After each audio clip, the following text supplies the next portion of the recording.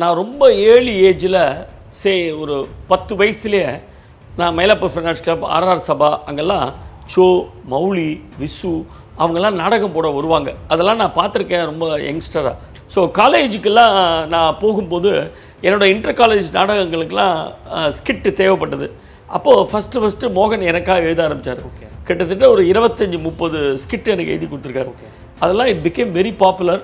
அன்னி தேதியில் குமுதத்தில் என்னோடய ஃபோட்டோ, மோகன் ஃபோட்டோவையும் போட்டு ஃபியூச்சர் ஆஃப் தமிழ் சினிமா அப்படின்னு எங்கள் 2 பேர் ஃபோட்டோவும் போட்டுருந்தாங்க. டெய்லி ட்ராமா இருக்கும். ஒரு மாதத்துக்கு ஒரு புது நாடகம் எடுத்தோன்னா 25 ஷோ 35 ஷோ இருக்கும் ஒரு மாதத்துக்கு. 80கள்லாம் ஒரு நாடகம் புதுசாக ஒன்று இனாகரேட் பண்ணோன்னா பாலச்சந்தர் வந்து பார்ப்பார். Director K Balachander, director Sridhar வந்து நாடகத்தை பார்ப்பார். எல்லா காலகட்டத்திலையும் நம்ம தமிழில் இருக்கிற நகைச்சுவை நடிகருக்கு மாதிரி உலகத்தில் எங்கேயும் கிடையாது சார். நான் அடித்து சொல்லுவேன். அந்த ஸ்லாட்டை இன்னும் யாருமே ஃபில்அப் பண்ணல சினிமாவில். அந்த கிரேசி மோகன் ஸ்லாட்டை இன்னும் யாருமே ஃபில்அப் பண்ணல. உள்ள நாடகத்துக்கு உள்ளே வரான்னா அந்த டோரை திறக்கும் போது அங்கே கிளாப் சத்தம் கேட்கணும், இல்லை லாஃப்டர் சத்தம் கேட்கணும் அப்படிங்கிற எய்மோடு தான் கிரேசி மோகன் எழுதுவார். மோகன் எழுதினது he use to right a lot. எப்படின்னா ஒரு சீனுக்கு 5 பேஜ் வேணும் அப்படின்னா அவர் 50 பேஜ் எழுதுவார்.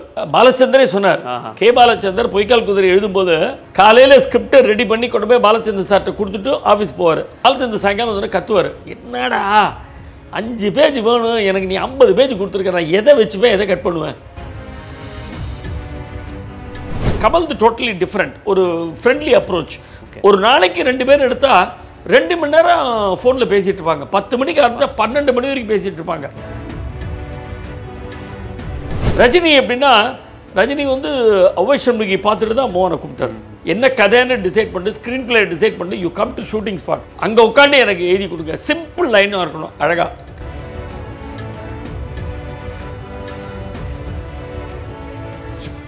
சேனல் 5 சினிமா நேயர்களுக்கு வணக்கம். நான் உங்கள் ஸ்ரீவத்சன் ஸ்ரீதர். ஸோ இன்றைக்கி நம்ம யார் கூட இன்ட்ராக்ட் பண்ண போகிறோம் பார்த்தீங்க அப்படின்னா, ஹாலிவுட்டுக்கு எப்படி லாரல் ஹார்டியோ அதே மாதிரி நம்ம தமிழ் சினிமாக்கும் ட்ராமாக்கும் ஒரு லாரல் ஹார்டி அப்படின்னா திரு மாது சீனு அவர்கள் தான். ஸோ இப்போ நம்ம மாது பாலாஜி சாரோட இன்ட்ராக்ட் பண்ண போகிறோம். அவர் கிரேசி மோகன் சாரோட பிரதர். வணக்கம் சார்.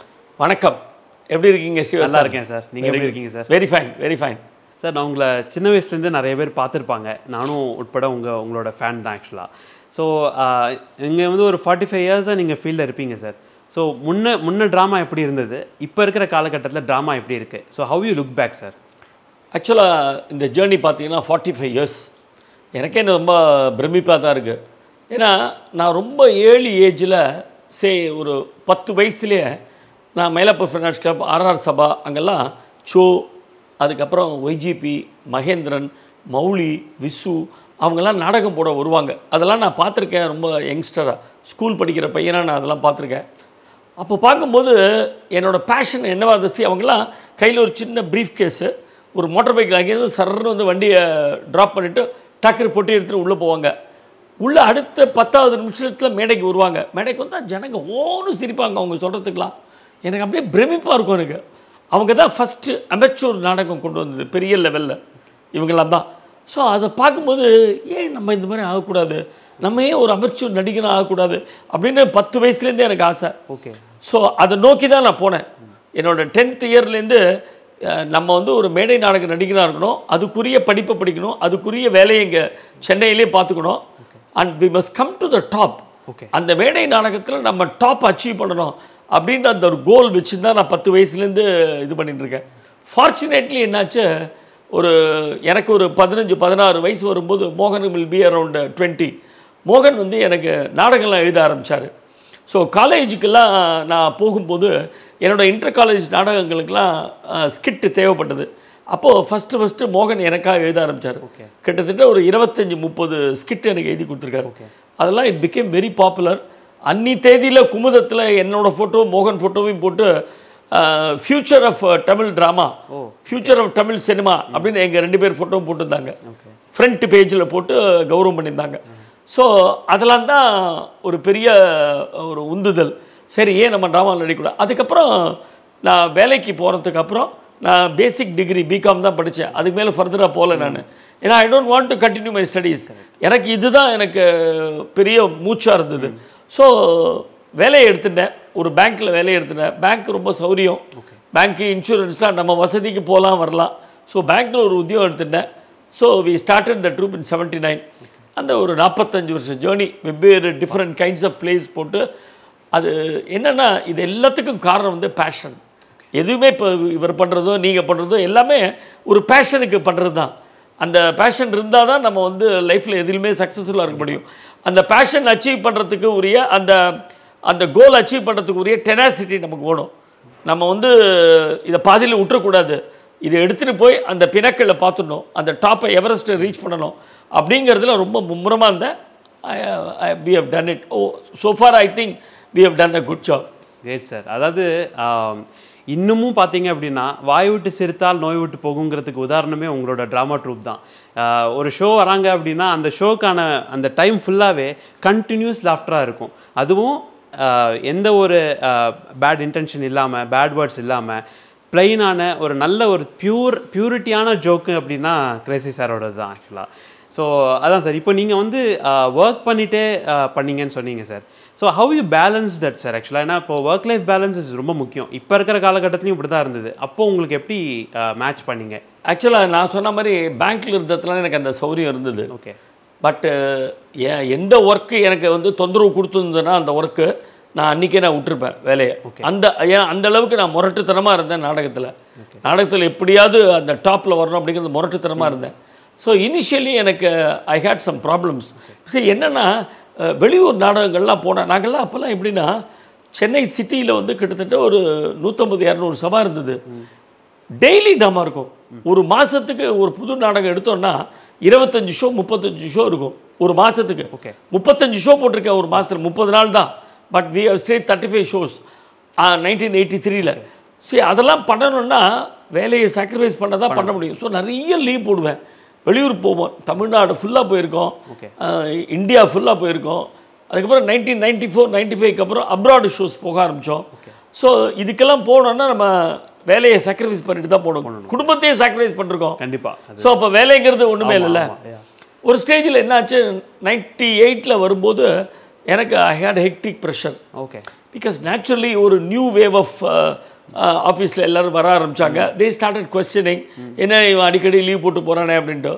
நான் ஐ வாஸ் வெரி கிளியர், இதுலேருந்து நான் திரும்பி பார்க்கக்கூடாது இனிமேல் அப்படிங்கிறதுல கிளியராக இருந்தேன். அதனால் ஐ டோல்ட் தெம் கிளியர்லி, நான் I am leaving the job, I will take a voluntary retirement அப்படின்னு சொல்லிட்டு ஐ resign my job in 1998. Okay. எடுத்துட்டு அதுக்கப்புறம் என்ன பண்ணேன், வெறும் சபாவுக்கு மட்டும் நாடகம் போட்டால் போகாது அப்படின்னு சொல்லிட்டு ஐ டுக் ட்ராமா டு கார்ப்பரேட்ஸ். கார்ப்பரேட்ஸுக்கு எடுத்து போக ஆரம்பித்தேன். ஸ்பான்சர்ஷிப்பு, கார்ப்பரேட்ஸுக்காக நாடகம் போடுறது, அந்த மாதிரி எடுத்துகிட்டு போனேன்.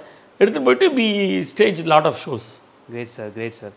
அதாவது இப்போ காலகட்டத்தில் வந்து ஓடிடி வந்திருக்கு, டெலிவிஷன் மீடியா, யூடியூப் நிறைய வந்திருக்கு ஆக்சுவலாக. ஸோ தியேட்ரிக்கல் ஆர்ட், அதாவது சபா நாடகம், அது இன்னும் இருக்கா? அது எப்படி இருக்கும் ஃப்யூச்சரில்? நல்ல கேள்வி, ஃபஸ்ட் கிளாஸ் கேள்வி இது. ஆக்சுவலாக வந்து இந்த இப்போ ஓடிடி பிளாட்ஃபார்ம் இப்போ வந்தது, அதுக்கு முன்னாடி டெலிவிஷன் வந்தது. எங்கள் ட்ராமாவுக்கு இன்னி வரைக்கும் we are able to do successfully. Of course முன்ன மாதிரி 25 ஷோலாம் இப்போ போட முடியாது. காரணம் என்னென்னா சவாஸ் கிடையாது. So we are able to stage at least 3 or 4 shows a month. Fortunately இப்போ இந்த டிசம்பரில் எங்களுக்கு 14 ஷோ இருக்குது. Okay. So we are able to do that. And க்ரௌடும் வருது. இப்போ அந்த புக் மை ஷோன்னு ஒன்று இருக்குது, அதில் போட்டோன்னா நமக்கு ஆட்டோமேட்டிக்காக தே பை த டிக்கெட்ஸ். ஸோ அந்த கேட்டில் வந்து வாங்கணுன்ற அவசியம் கிடையாது. முன்னாடியே உனக்கு எவ்வளோ இன்றைக்கி வரப்போகிறாங்கன்னு நமக்கு தெரிஞ்சிடும்.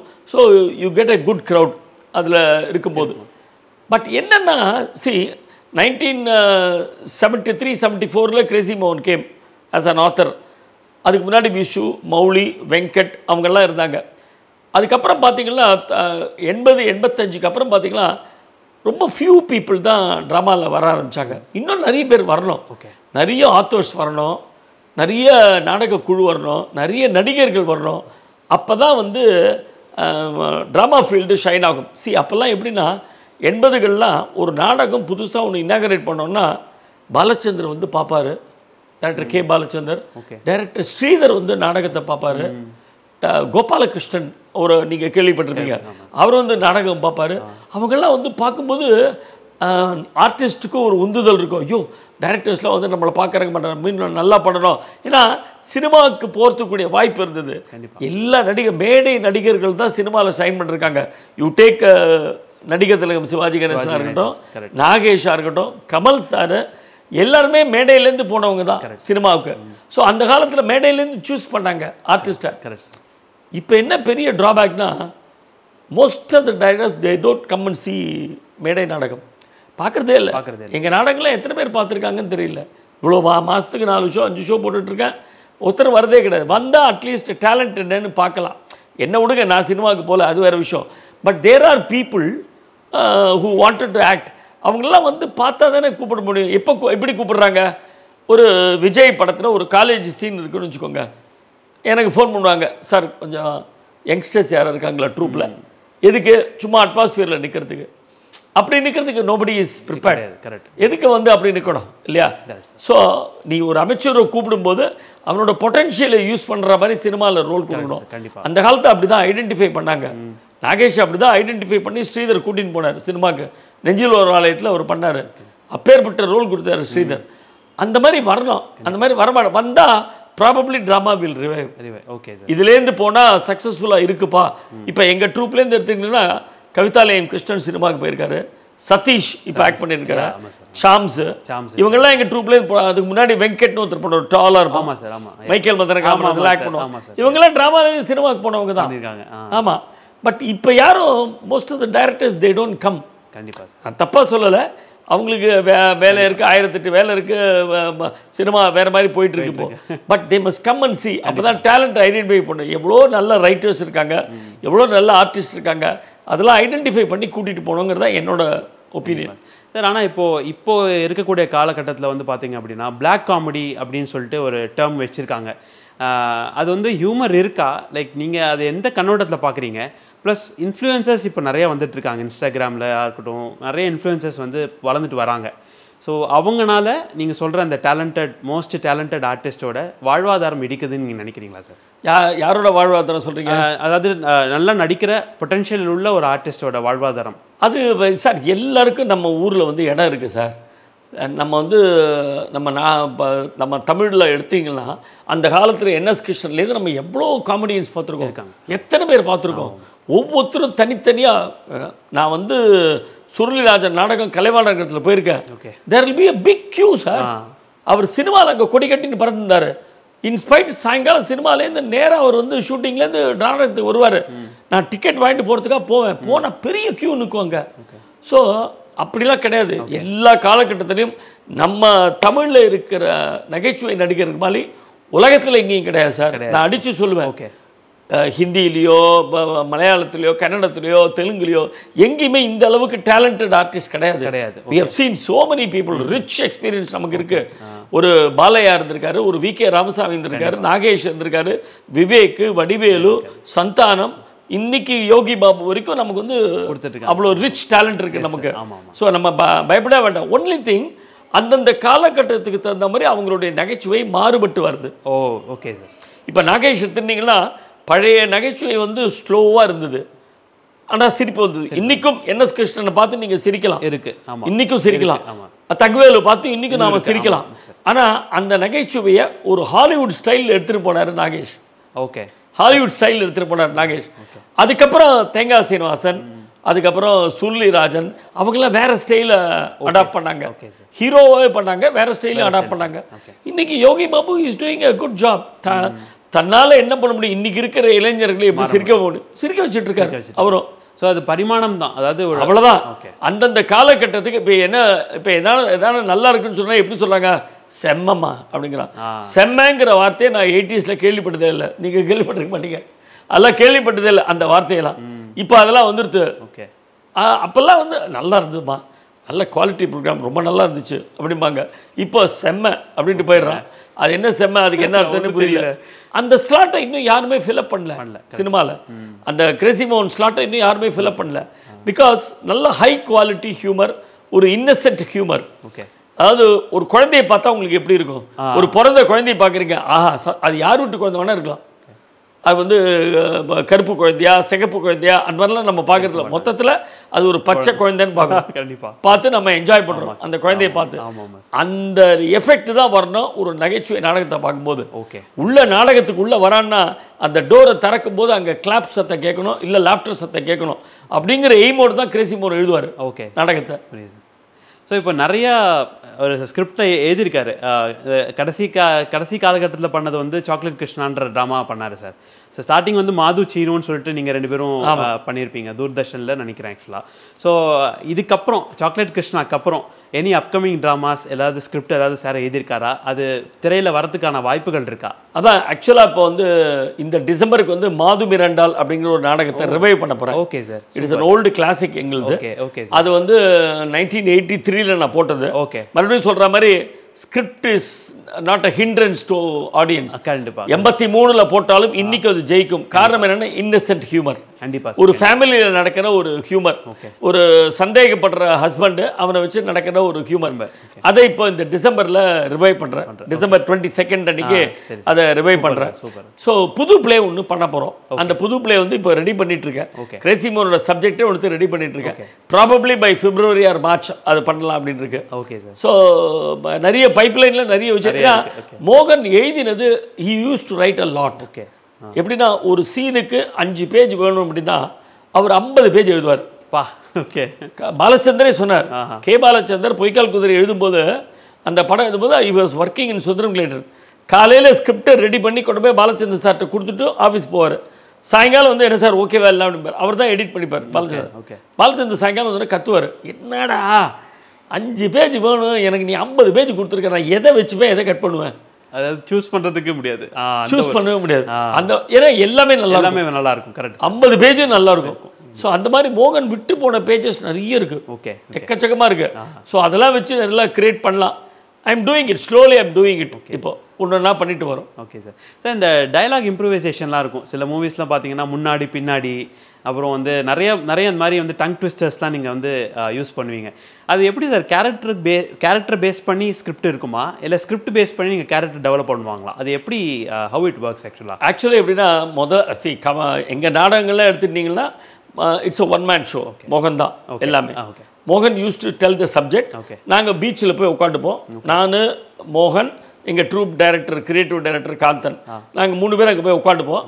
ஒரு 6 நாள் 7 நாள் அது ஒரு சென்டிமெண்ட்டு. அங்கே அந்த காந்தி ஸ்டாச்சுக்கு பின்னாடி உட்காந்து நாங்கள் we will discuss the subject. ஃபுல்லாக சொல்லுவார் மோகன். 6 நாள் உட்காந்து இப்படி வச்சுக்கலாம், அப்படி வச்சுக்கலாம், அப்படி பண்ணலாமா, இப்படி பண்ணலாமா, இந்த மாதிரி ஒரு கேரக்டர் வச்சுக்கலாம், எல்லாம் சொல்லுவார். அதெல்லாம் கேட்டுட்டு yes we will come. Okay, 6 நாளைக்கு அப்புறம் ஹி வில் ஸ்டார்ட் ரைட்டிங். என்னென்ன எழுதும்போது தான் உங்களுக்கு நிறைய மாற்றங்கள் வரும். Okay sir. ஓகே, எழுதும்போது தான் உங்களுக்கு வந்து அந்த ஜோக்ஸில் இப்போ மீசையானால் மனைவின்ற நாடகம் எடுத்துட்டீங்கன்னா அதில் அந்த பொய் சொல்கிற மாதிரி ஒரு கேரக்டர் ஒரு மாது. அது பொய்ங்கிறத நாங்கள் டிஸ்கஷனில் டிசைட் பண்ணல. ஓகே, அது வந்து எழுதும்போது தான் அது வச்சுருந்தான் பொய் சொல்கிற மாதிரி ஒரு கேரக்டர். ஓகே, இப்போ மைக்கேல் மதுரை காமராஜன் எடுத்துட்டிங்கன்னா அதில் அந்த மீன் வந்து சாம்பாரில் விழும். ஓகே, சாம்பாரில் ஏதோ ஒரு மாமிசம் விழணும் அப்படின்னு தான் இவங்க பிளான் பண்ணாங்க. அதை எடுத்துகிட்டு போய் ஒவ்வொருத்தருக்கும் கொண்டு போய் கொடுக்கும்போது ஐயோ அது இந்த மாதிரி ஆகிடுது அப்படின்னு அந்த சிச்சுவேஷன் காமெடிக்காக அது மீன் வச்சுட்டா ஒரு 10 ஜோக் வருது. I mean what I mean, you are so mean, அது மாதிரிலாம் வரும். ஓகே, அதுக்காக மோகன் வந்து அந்த மீன் வச்சுட்டு அந்த சீனை எழுதினான். Okay sir. So that is how ஒரு சீன்ங்கிறது அப்படிதான் டெவலப் ஆகுது. பட் ஸ்பாட் கரெக்ஷன்ஸும் இருக்கும்ல சார்? கண்டிப்பாக இருக்கும். ஏன் கமல் சார் இருக்கும்போது ஸ்பாட் கரெக்ஷன் இல்லாமல் இருக்குமா? கண்டிப்பாக. கமல் சார் ஒன்று சொல்லுவார், நாகேஷ் ஒன்று சொல்லுவாங்க, டெல்லி கணேஷ் ஒன்று சொல்லுவார், எல்லாம் இருக்கும் அதெல்லாம். பட் பேசிக்காக ஸ்கிரிப்ட் இருக்கும். கண்டிப்பாக. அந்த ஸ்கிரிப்டை வச்சு தான் போவாங்க. சரி, ஃபார் எக்ஸாம்பிள் இப்போ மைக்கேல் மதுரை காமராஜ் எடுத்துட்டா டெல்லி கணேஷே அது சொல்லியிருக்காரு. ஷூட்டிங்க்கு 2 நாள் முன்னாடி கமல் சார் ஃபோன் பண்ணி டெல்லி கணேஷ்ட்டு நீங்கள் வாங்க ரிஹர்சல் பார்த்துடலாம், நானும் நீங்கள் ஊர் எல்லாம் ஏன்னா மலையாளம் வருது இல்லை, மலையாளம் பேசுகிற மாதிரி இருக்குது, ரிஹர்சல் பார்த்துடலாம் அப்படின்ட்டு. இவருக்கு ஏதோ ஒர்க் இருந்தது. இவர் வந்து சார் ஒர்க் இருக்குது சார், நான் ஷூட்டிங் அன்றைக்கி வந்துடுறேன் சார் அப்படின்னா. சரி வாங்க அப்படின்ட்டார். ஷூட்டிங் அன்றைக்கி காலையில் ஒரு 7 மணிக்கெலாம் ஆரம்பிச்சிட்டாங்க. இவங்க பக்க மலையாளமாக அதை பேச ஆரம்பிச்சிட்டாங்க. ஏன்னா 3 பேருக்கு மலையாளம் தெரியும். ஓகே, மோகன் கேம் தேர் அரௌண்ட் 10-10:30. மோகன் உள்ளே வந்து பார்த்துருக்கான், ஃபுல்லாக மலையாளம் பேசிகிட்டு இருக்காங்க. மோகனுக்கு பயம் வந்துடுது. நேர் போய் கமல் சார்கிட்ட போய், சார் இந்த மாதிரி பண்ணால் புரியாது சார் யாருக்கும், தமிழ் கலந்தால் மலையாளமாக பேசுங்க சார், இல்லைன்னா ஜோக்கெல்லாம் புரியாமல் போய்டுவாங்க. அதுக்கப்புறம் அதை சேஞ்ச் பண்ணிட்டாங்க. Okay sir. ஓகே சார், இப்போது சாரும் நீங்களும் சரி நிறையா ஆர்டிஸ்டோட நீங்கள் ட்ராவல் பண்ணியிருக்கீங்க. அஃப்கோர்ஸ் உங்களோட அதாவது அந்த காமெடியில் சொல்கிற மாதிரி பிரதர் கோ பிரதர் அப்படிங்கிற மாதிரி உங்கள் பிரதர் வந்து கிரேசி சார், கோ பிரதராக இருக்கக்கூடியவர் வந்து கமல் சார். அதுவும் இல்லாமல் ரஜினி சாரோடையும் அருணாச்சலமில் சார் ஒர்க் பண்ணியிருக்காரு. நாகேஷ் சாராக இருக்கட்டும், கவுண்டமணி சார், நிறைய லெஜெண்ட்ஸோட சார் ஒர்க் பண்ணியிருக்காரு. ஸோ அந்த எக்ஸ்பீரியன்ஸ் பற்றி கொஞ்சம் ஷேர் பண்ணுங்கள் சார் எங்களுக்கு. சரி, கமல் சார்ட்ட எப்படின்னா மோகன் learned everything from Kamal sir. Okay.